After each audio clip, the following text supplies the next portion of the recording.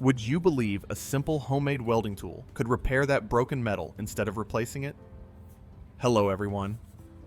Today you will see how a few simple parts can turn into a tool that helps you fix metal right at home.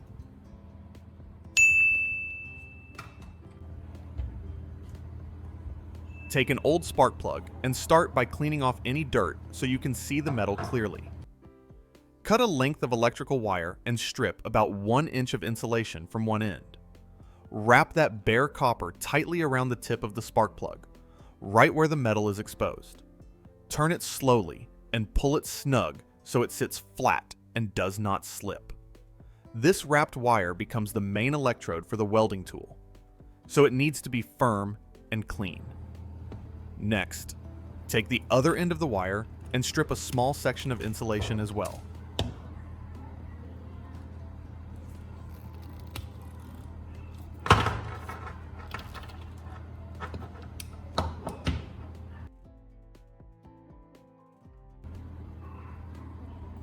Wrap this end around the metal body of the spark plug, below the ceramic part.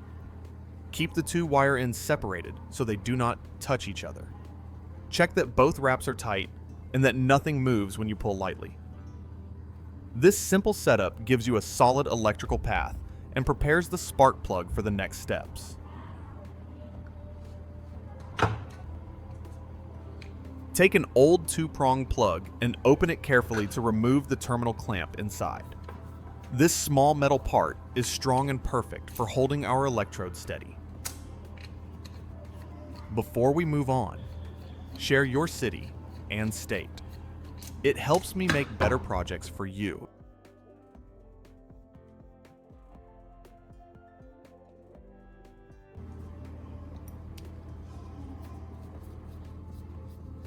Place the terminal clamp over the top of the spark plug where the wire is wrapped. Make sure it sits straight and touches the metal firmly. Use a screwdriver to tighten the screw slowly until it grips the spark plug solid. Do not rush this step. A loose clamp will cause poor contact later. Give it a gentle tug to be sure it does not move. When it feels solid in your hand, you know the electrical connection is reliable and ready for use. Take a piece of heat-resistant plastic pipe and cut it to a comfortable length for your hand. This pipe will become the handle, so it needs to feel safe and easy to hold.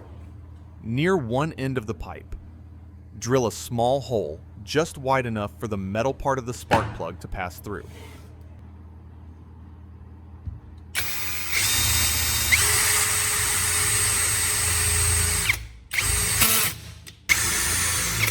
Go slow and keep the drill straight so the hole stays clean.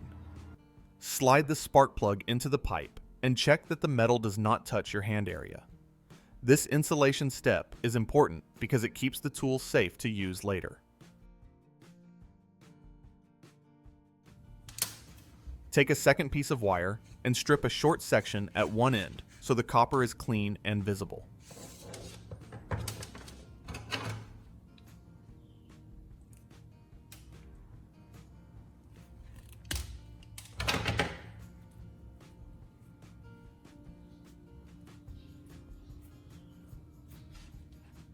Tie this bare end firmly to the metal part of the spark plug so it makes good contact. Pull gently to be sure it does not come loose.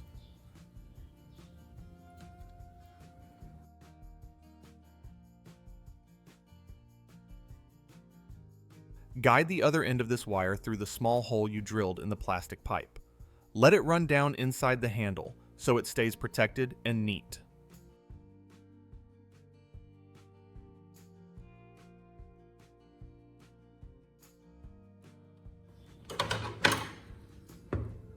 At the bottom end of the wire, strip off a little insulation again. Place a thick washer on the bare copper and twist the wire tightly around it. This washer will become a strong contact point for the power source later. Check the whole path of the wire from top to bottom.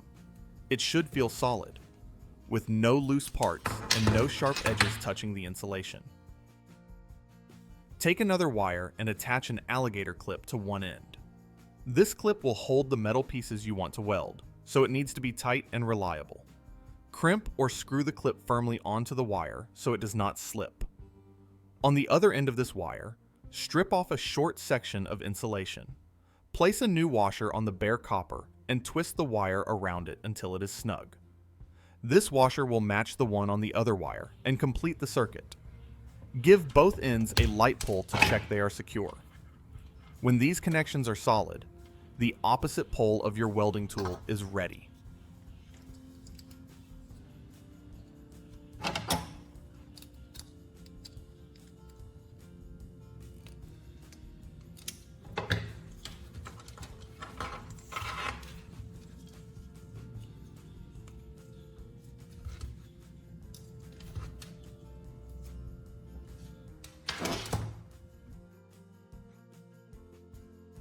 Take an old AA battery and hold it firmly with a pair of pliers. Work slowly and carefully, because the metal case is thin and sharp. Start by cutting around the outer shell and gently peeling it open. Inside, you will see layers of dark paste and a solid black rod in the center. That black rod is the graphite core we need.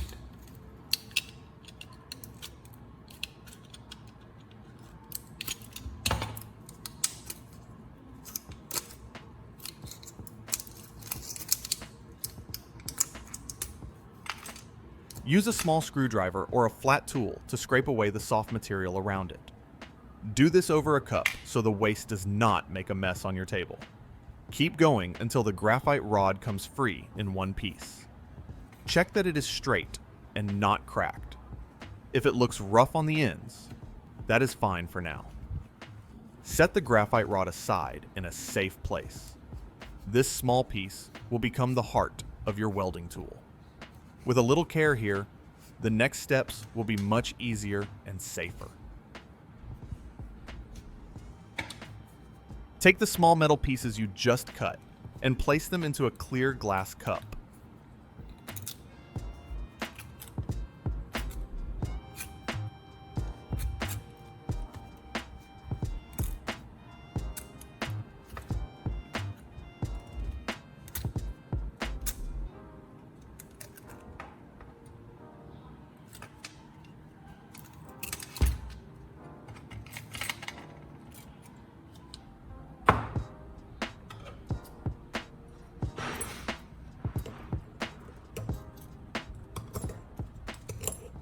Move the cup outside, or to a spot with very good airflow, because the next step needs fresh air. Slowly pour hydrochloric acid into the cup, just enough to cover the metal. Do this carefully and never rush. Keep your face and hands a safe distance away. You will start to see small bubbles forming on the surface. That tells you the acid is working on the metal. Let it sit there for a few minutes and allow the reaction to finish on its own. This liquid will help us later when we make a strong weld, so take your time here and do it safely. Take the graphite rod you just cleaned and place it in the chuck of a hand drill. Hold a piece of fine sandpaper and gently spin the rod to smooth the tip.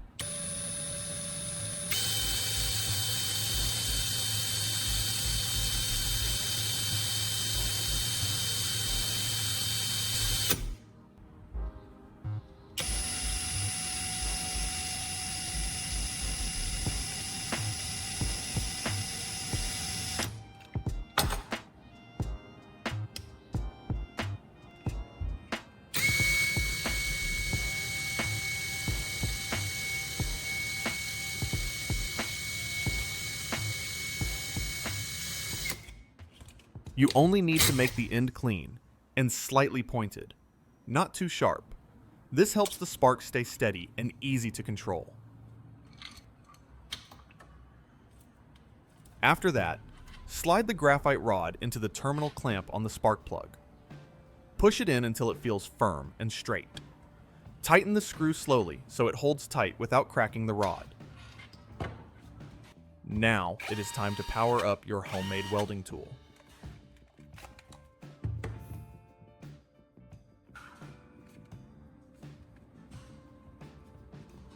Connect the washer on the spark plug side to one terminal of the drill battery.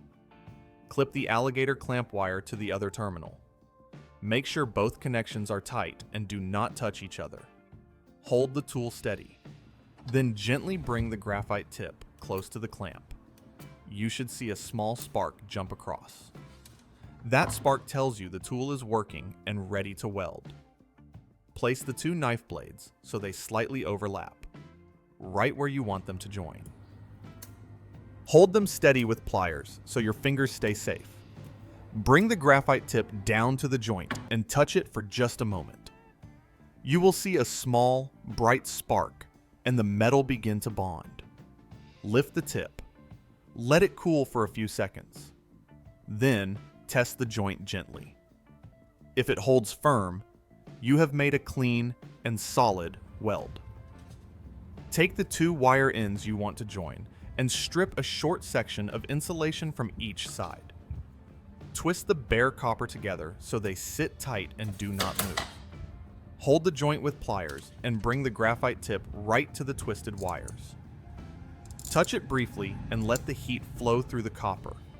You will see the joint darken and lock together.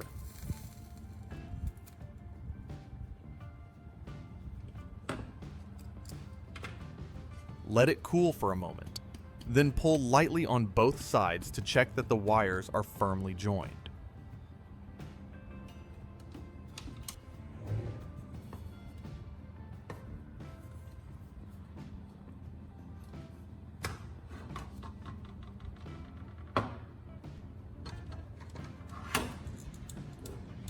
Take the cup that contains the acid solution and the small metal pieces from the battery shell. Dip a cotton swab into this liquid and gently apply it right onto the broken spot of the stainless steel strainer. This helps clean the surface and makes the metal ready to bond. Place the two broken parts together so they line up naturally. Bring the graphite tip close to the joint and touch it lightly. Hold steady for a few seconds while the metal heats and joins. Pull the tip away and let the joint cool on its own. After a moment, check it with your fingers. You will feel it is firm and ready to use again. And just like that, a simple homemade welding tool helped bring a broken kitchen strainer back to life. No expensive machines, no special shop, only a few things you already had around the house. This kind of repair saves money and keeps useful tools out of the trash. More importantly, it keeps your hands busy and your mind sharp. If you found this helpful, give the video a like and share it with a friend who enjoys fixing things. Subscribe to Maker Mike for more practical DIY ideas you can use at home. And tell me in the comments, what broken tool should we fix next?